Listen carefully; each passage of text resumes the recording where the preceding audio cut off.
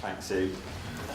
So, as Sue's mentioned, I'm here to talk about recognising and preventing fraud. So, in terms of the presentation, I'm firstly going to define fraud and then talk about common types of fraud that we come across as accountants and business advisors and what you can do to mitigate against fraud.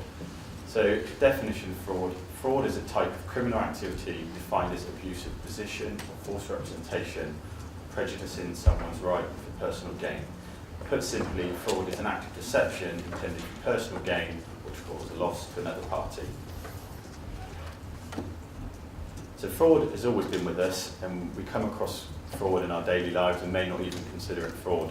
Examples of some frauds that we read about: local embezzlement, the expense claims of the MPs, conspiracy fraud in individuals, so credit card fraud or ID theft, misstatement of non-financial items. The most recent example is the BMW emissions scandal, accounting fraud that I'll come on to shortly, and then fraud on HMRC, which is quite topical with the tax avoidance in the headlines at the moment. So at business level, what do we see? Fraudulent financial reporting, abstraction of funds at all levels, emails purporting to give payment authority, and use of addresses for deliveries. So just going through each one in turn, there have been plenty of high-profile examples of fraudulent financial reporting. Some of the obvious ones: Enron, Lehman Brothers, and more recently Tesco. But not all frauds are large in size, and some frauds are a lot smaller.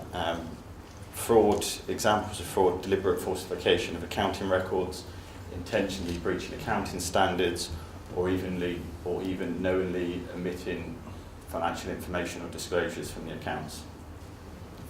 Abstraction of funds and assets, so this can come in many different shapes and forms, whether it's theft of petty cash, stock, fixed assets, fraudulent expense claims, fraudulent overtime claims.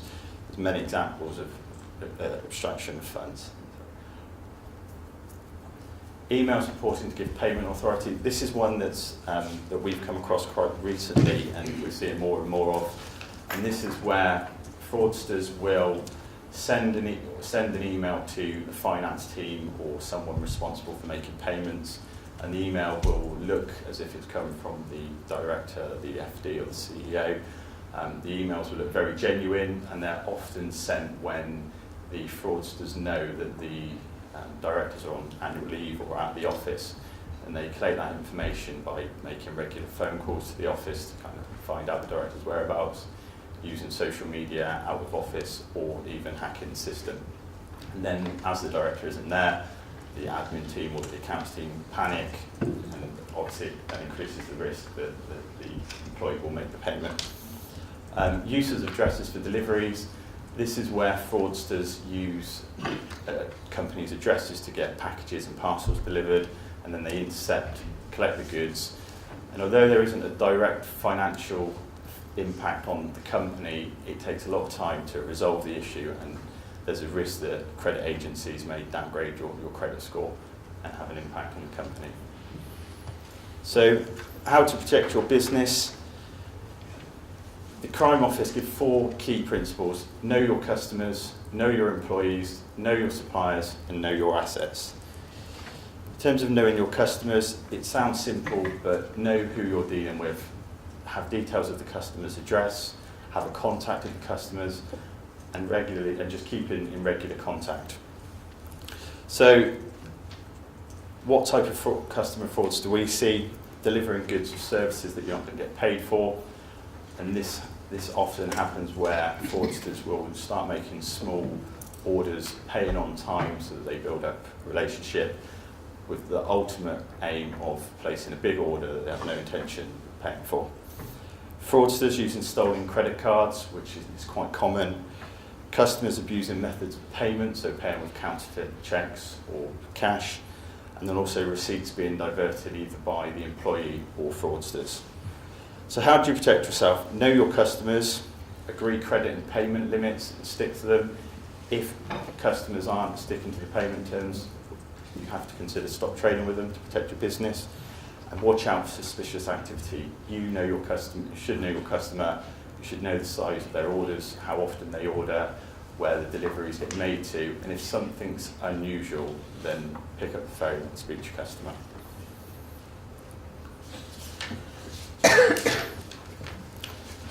Know your employees. Employees are key to all successful businesses. 1 in 5 frauds are committed by employees. And employees are often in a position of trust and have access to all the company's records and know how all the systems and controls work, so they can cause lots of damage.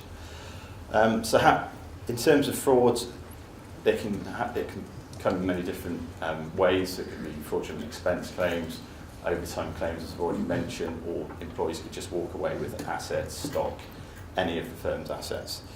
So how do you protect yourself? Complete pre-employment checks, so obtain references by more than one person, hopefully, and know who you're employing, do your background checks. Invest in training, so ensure that your employees have the right skills to do the job. This not only reduces the risk of error, but means that obviously it can safeguard them against making further mistakes or putting your business at risk. And also a wider understanding of fraud, so they're aware of what fraud is and how fraud attacks may occur. Get to know your employees. It's not possible to know all of your employees in some circumstances, so know as much as you can, understand about their personal circumstances, their behaviours, their lifestyle, and then if you do notice anything out of the ordinary, so they turn up with a new sports car or have lots of extravagant holidays, that may help you prevent and detect fraud. Most importantly, processes and controls. Have robust systems and controls in place to not only prevent but also to detect fraud. This is something that should be in place in most firms, and auditors and accountants should review it as part of the year-end process. But it's making sure that there are controls such as reconciliations, authorisations, sign-offs and physical checks to ensure that to reduce the chance of fraud. Know your suppliers, so similar to knowing your customers, know who you're dealing with.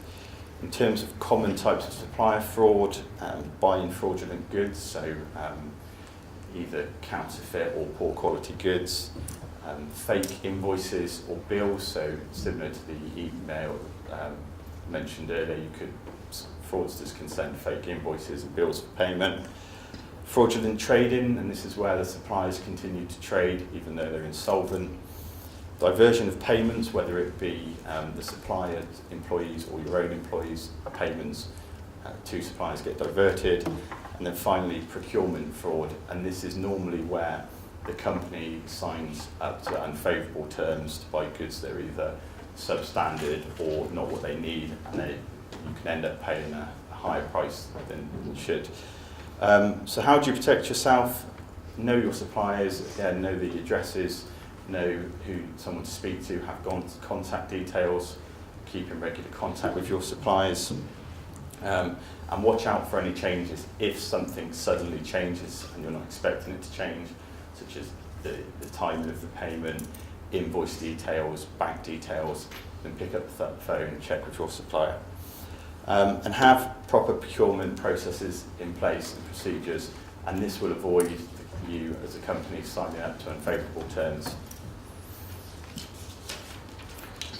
Know your assets, so a company's values is in its assets, whether it's intangible assets such as IP, licenses or employees, or physical assets, buildings, equipment, stock. So what are the common types of asset fraud? Misappropriation of assets by employees that we've talked about.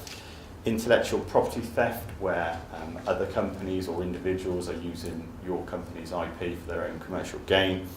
And finally, hacking and cyber fraud, where fraudsters attack your data and confidential information. So how do you protect yourself?